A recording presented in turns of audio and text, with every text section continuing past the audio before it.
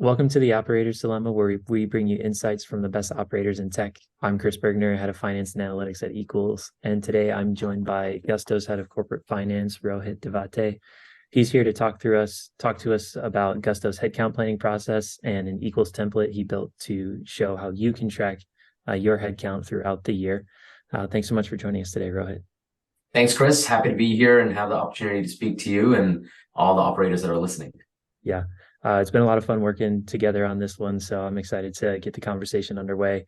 But before we dig into the details of headcount planning and tracking, I'd love to just have you do a quick intro on yourself and share a little bit about your professional journey.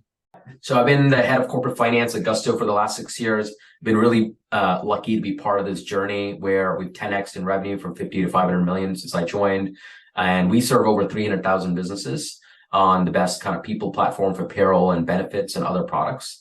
And prior to Gusto, I've been working in finance for the last 15 years or so across different types of businesses. So I've had the experience on working on marketplace businesses, B2B enterprise, ad space. So just kind of wide variety of experience, but Gusto has definitely been one of the larger company experience that I've had.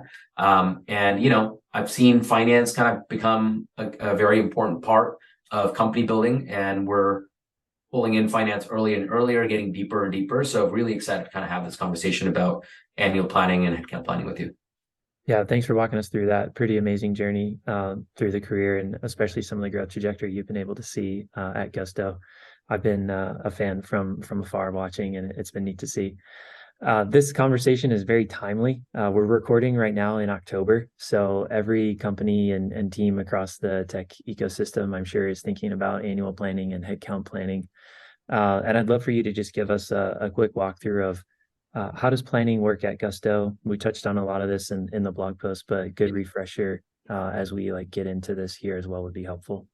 Yeah, I think planning is, at Gusto, everywhere else, it's a very important part of operations, right? It's super important. It provides a lot of clarity. It should not be distracting you from the executions of the business. So very, very important piece to kind of set the stage of building the company. So the way I think about planning, annual planning, is really around 4 stages, right? And you want to keep it very, very tight. So ideally, you can do it, depending on how big the company is, but generally at high growth companies, you want to keep it under 12 weeks or so. You don't want to do longer than that because you're always planning. There's a thing in finance where always be planning, you're always in sales, it's always be selling. It's in finance, always be planning. You don't want to always be planning. And you definitely don't want your stakeholders to be always planning. So you want to keep it tight within 12 weeks. And then there's various degrees of interaction that you want to have across people across the company, right? So finance will be involved across the whole process, but you want to pull in people at the right time to give the right insight and the right input. So 4 stages. So stage 1, we think about as more of a strategic vision for the year. So you're really looking at your long range plan, and you're thinking about from a product perspective, from a financial perspective, from a people perspective, what do you want to achieve, right? Those are the kind of big questions you want to answer in stage 1. Stage 2 is when you kind of take those kind of larger ideas and put it down on paper in terms of actual dollars and numbers. So this could be a target that you set for, let's say, here's where the company needs to be from an ARR growth and ARR dollar perspective. Here's where we want to be from a profitability perspective or cash balance perspective. So you want to put those targets down on stage 2. Stage 3 is where really a lot of the work happens, where you're going up bottoms up with the teams, and a lot of validation is happening at that point. A lot of input from the teams is happening, a lot of back and forth. So this is kind of that bottoms up planning phase. And stage 4 is also equally important, which is where you have basically you're looking at dependencies, you're signing out, leadership is signing off on the plans, and they're just trying to plug any gaps that came up in planning. So, and then concluding the planning, putting a stamp on it, saying, okay, we have a plan now. Here's our OKRs from that plan for the year. Now we're ready to go execute. So that's how generally I would think about planning and how I've seen planning been done before. Yeah, and I love the advice of trying to keep it shorter, and probably doing it just once a year too was one of the things that we had talked about offline. I've definitely been in situations where it felt like half the year we were in some kind of planning cycle, and that's just distracting the business from execution mode. So good shout on that, and helpful walkthrough of the 4 stages. One of the other reasons why planning and even headcount planning in particular can be so important, especially for companies now as they're thinking about preserving runway sort of shoring up their balance sheet, is it can be an effective tool in a company's path to profitability. Can you just Yeah. touch on how you sort of thought about that at Gusto, and how you've used this as a tool to help execute on that vision for the business?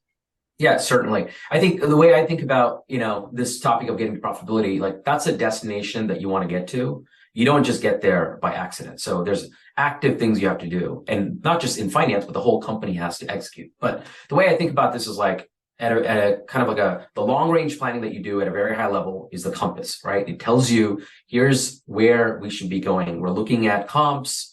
We're looking at, other businesses in similar businesses and saying, okay, this is where we want to be in 3 years, 5 years, 2 years, whatever it is. That's the long range. That's the compass. When you do annual planning, I think about more of that as like a map, right? Like, okay, like we have a compass. Now we know exactly where to go.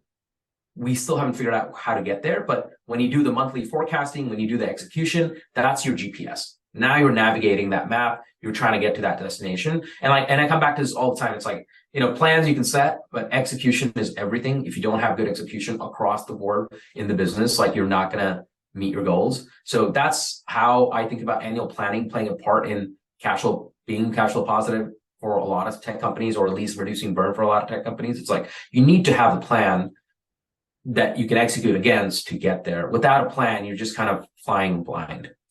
How are you in the annual planning and in the headcount planning work, making sure that teams across the business are executing on the same calendar and rowing in the same direction? Yeah, yeah. So I think for this, like two things you can do here, right? One is there are basically calendars, tools you can use. The second piece is more all around communication with your partners, bringing them on board sooner. So we coordinate very, very closely with a lot of our stakeholders. So we work very closely with the team, our chief of staff and his team at Gusto. And previously, similarly, I've worked with, operators like COOs or heads of departments on coordinating and giving them the expectation of like, here's what's going to be coming down the pike, right? Like, here's the timeline. Here's what we expect. Here's where I want your input. Here's when I'll want input from your team members. And here's when we kind of finish planning. So they can also think about, planning from their perspective and seeing where they need to find that input. So we have very high level timeline that we set, and we have checkpoints that we set throughout the planning process to make sure we're kind of hitting our deadlines. And our detail and kind of a systems level, we also track almost every single task. How do you sort of like balance this? Hey, we don't want to like over planning. We want there to be some fluidity, but we're also like making sure we're staying on track with everything. Yeah. In planning, yes, you do want to be very fluid, right? And flexible, because there's things that change quite a lot. So for example, I'll give you an example. During COVID, we do our planning generally based on our fiscal year. It ends, doesn't end on a calendar year. So we do it earlier in, let's say, like March, April timeframe. And in 2020, when COVID happened, we were doing our plan, and then we had to completely replan. So we have to be very fluid in the way we think about planning, but there are also very specific things that need to happen, right? It's more or less of a script. You do A, B, C, D. So you need to keep track of all of these things. Who do you need to inform? What are the dependencies? When do things need to get completed? What financial plan needs to get shared with who? Has it been shared? Have they understood it? Have they gotten back to us on any changes? So there's a lot of moving parts in planning. So we use, and I've used a lot of tools before. So I've used, Airtable, we use Google Sheets, but currently we're using a tool called Coda, where we have a lot of our details on how we do, a lot of our, what we call standard operating procedures that we've written down, along with individual tasks as well. So it's a really good tool. We try to automate a lot of things where we set up, dependency rules on, some actions happening that triggers other actions, or we have timelines with reminders that come up to each of the team members that we have in the planning process, at least in my core team. So it just keeps us on track. You don't certainly need to do it in a tool, but I would say, at such a big company, there's a lot of coordination that needs to happen. So it's certainly very valuable to have it in a tool. But, if you're a small company, if you have 100, 200, 300 people in your company, I would say even just doing something, ad hoc in Google Sheets, Asana or Airtable or anything like that is also quite helpful as well. Yeah. And I feel like hidden maybe a little bit in your response there is like some of the work to make planning successful is about the execution that you've done sort of like in the prior year, building that trust with the other stakeholders. Like how does some of that human element play into the role too? Yeah, I think that's super important. I think about my job as like 50% finance, 50% kind of like, managing expectations, working with people, listening to them and understanding what they need to achieve. So that human element is super important. So if you don't have trust with your partners, like nothing will get done, right? You never want to have a plan that says, hey, this is the finance plan.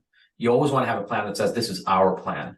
So we try to make sure like it's never the finance plan. Like we will have, tops down guidance, but that's also informed by a lot of things that the teams are doing. So we're embedded in the teams on a day-to-day basis, seeing what they're doing, understanding what their challenges are, and working with them and providing analytics, insights, financial insights, but also non-financial insights, more around like how do we run the business. Yeah, I really like that a lot because we can sort of get caught in the Yeah, like X's and O's of planning, but it's like, hey, we're here for like setting the company strategy. We want to optimize for not having people plan all year round. Let's keep it to a tight 12-week process. I'm going to need you, operations team or like functional area that I'm working with to sort of trust me in this process and to like have each other hold one another accountable through the process. I'm going to use a tool to help do that. Here's the steps of the things we're going to do. This is what I need from you, but I'm also going to work with you along the way. yeah, And that's sort of what creates this like harmonious process for the difficult thing that we call planning every 12 months, right? yeah. Just quickly before we get into the model, one of the things that I just want to like pause and reflect on is you've just seen a ton of scale and growth in your 6 years at Gusto. So you joined, I believe, in 2018. You mentioned that the company was around 450 or 500 employees, over Right. 2,500 now. So that means a lot of hiring, a lot of headcount coordination. Would just love to hear any examples or key learnings that you'd say from your time leading the planning process at the business that you'd want to share with others. Yeah, certainly. Lots of learning, just the process itself and how it's done. Now we're at a point where we have a tool. We currently use Anaplan for a lot of our financial and headcount modeling, where it works smoothly. There's still challenges that we work through and a lot of iterations that still happen, but it works mostly smoothly. But, when you first started, and I've heard this from a lot of operators that are in that like 100, 250, 300 headcount range where they're still using Google Sheets where it's starting to break. And that's been a challenge that we worked through as well. And, in my past too, like I've used Google Sheets quite a bit and it works for the most part. But then once you get a lot of stakeholders, you have recruiting teams, you have, department leaders, you have managers, you have finance, all on the same sheet. It just starts getting very, very messy. So we started with a huge Google Sheet here, which did not scale over time, right? We had 50 plus users some days. It would crash. There was a lot of manual input you need to do from data. So, your HRS system, you had to copy paste or download the CSV, update it on, let's say, a weekly basis or a monthly cadence. That's a lot of work, and effort and error that could happen. So there's no live connector a lot of times between these tools, or you don't have like, let's say, a technical IT team that can set up something that's on a daily cadence. So that poses a lot of challenges. And then when we transitioned to building a headcount forecasting model in a planning system, we initially started with like a volume-based planning model, which is basically saying, hey, you have 10 headcount for next year. Here's the 10, and then we'll figure out where they land. But if you wanted to change that headcount, there was a lot of back and forth that needed to happen. So for example, if you had, let's say, level 1 and you wanted to hire a level 2 instead, or you wanted to change a location from, let's say, call it like San Francisco or maybe a Denver to San Francisco with a low cost to high cost, you needed to go back and forth with finance quite a bit. So that's volume-based kind of headcount planning where you're just doing numbers. Eventually, that didn't, that worked for a while, but, we started getting all these challenges about people wanting to be a lot more flexible, a lot more self-serve.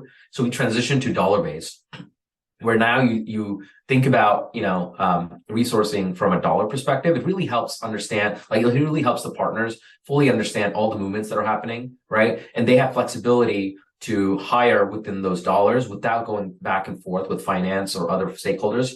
To get approvals for a lot of things. So it was a big transformation that happened. It doesn't happen overnight, but I would say if you're ever starting, going from a Google Sheet into a planning system, start with dollar-based.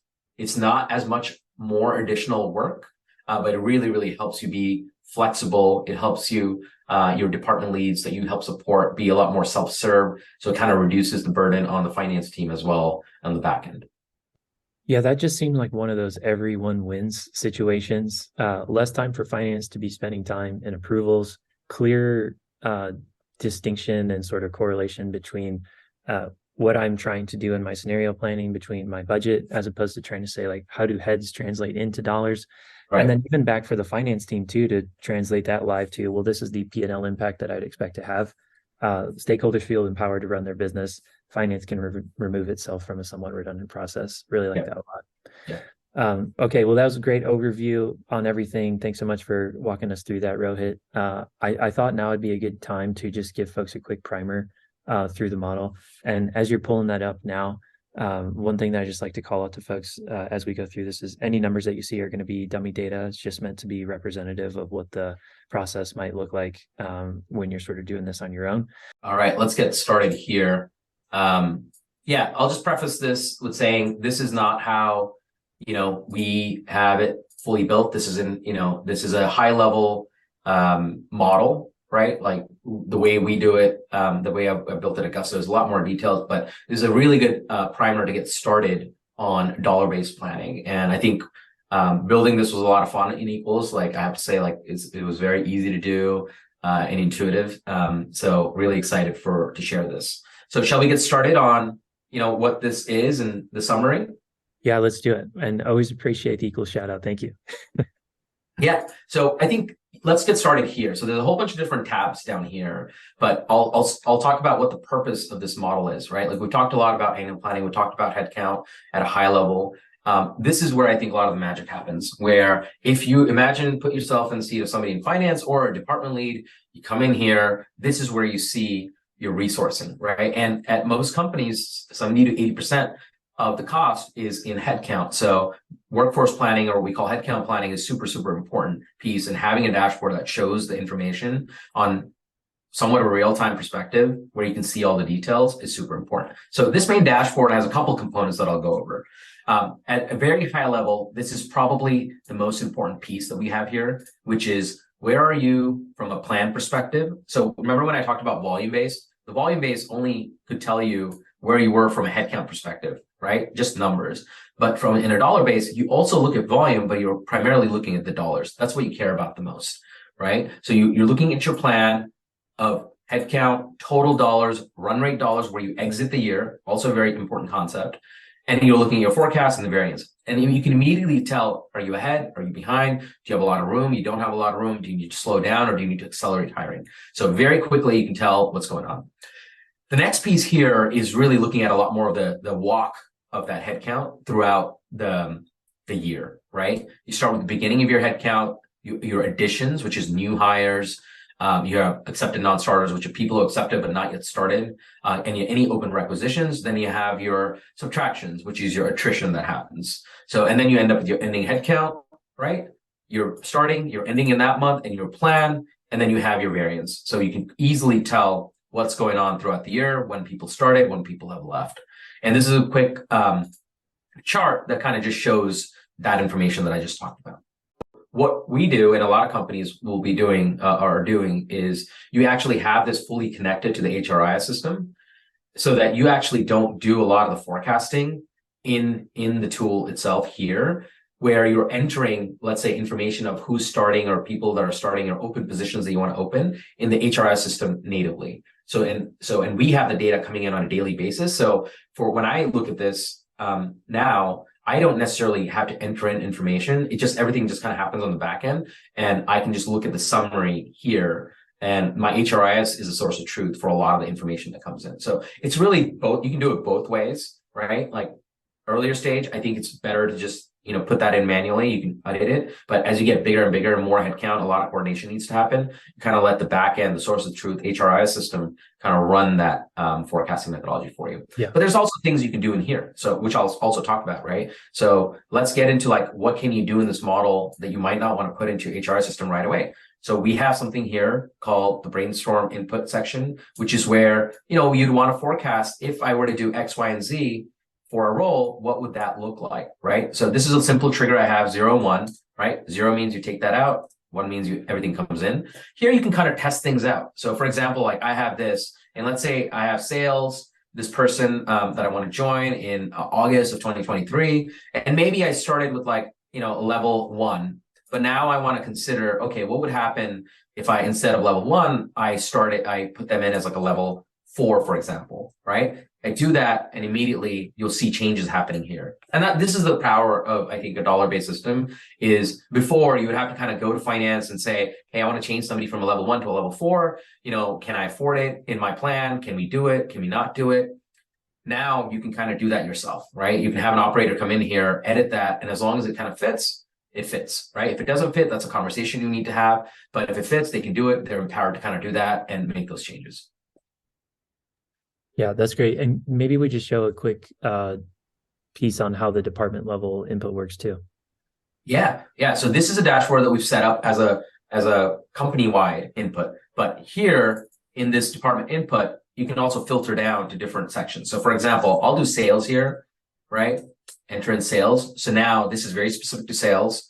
If you wanted to do engineering, put that in there. So you can filter down the specific areas, and everything here, the pacing, the department, this kind of the walk of the month over month, the charts, the dollars, everything here gets updated based on what you put. So let me go back to the full department, full company, I mean, and I'll put that in and you'll kind of see those changes happening live.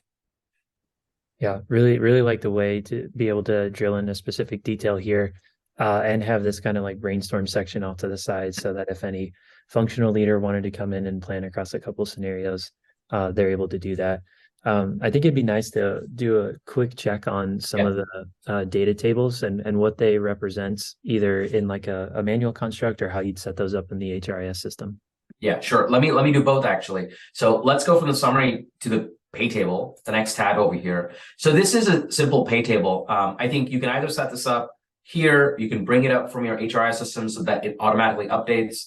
So, this is your information around department, level, location, and the salary associated with it. So you can also get a little bit more advanced here. So I just have salary here, but if you wanted to do additional expenses like taxes, benefits, etc., there's other things you can incorporate here. But this gives you a structure of like, okay, this is the primary dollars that I'm going to use to calculate my dollar-based headcount plan. This is where you would enter it. So that's the pay table tab. And just to clarify a couple terms there, Rohit, when you think of cost center ID, what might that mean?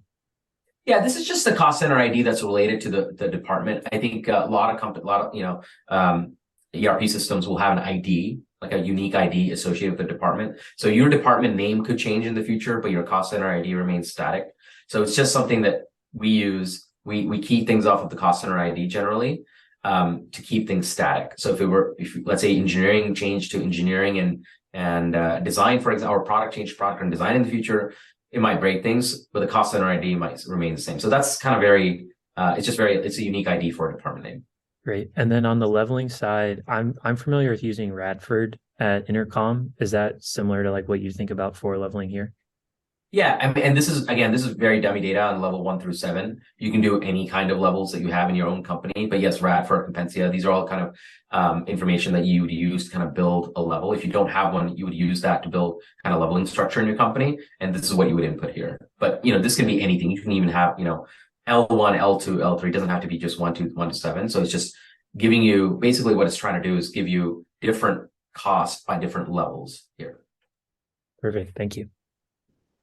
All right, let's move on to the next tab where we have the roster, which is individual positions that we're looking at and the costs associated with them, right? So what we're looking at first is a plan roster. So when you do your planning and annual planning and headcount planning, this is what you would set up. And some of this information is going to be people that are in seat already, right? People that are already working at your company. And some of those roles are going to be net new roles that you add on that you want to hire for. Right? Throughout the planning process, you figure out, okay, here's the level, here's where we might want to hire in terms of location. If you don't know the location, you put in a general location, it's fine. And you put in a start time, right? Based on when you think you'll want that person in seat and when, what the budget allows, that's what we put in. So we have both of that information here, and this is a plan. It doesn't change, right? This is static.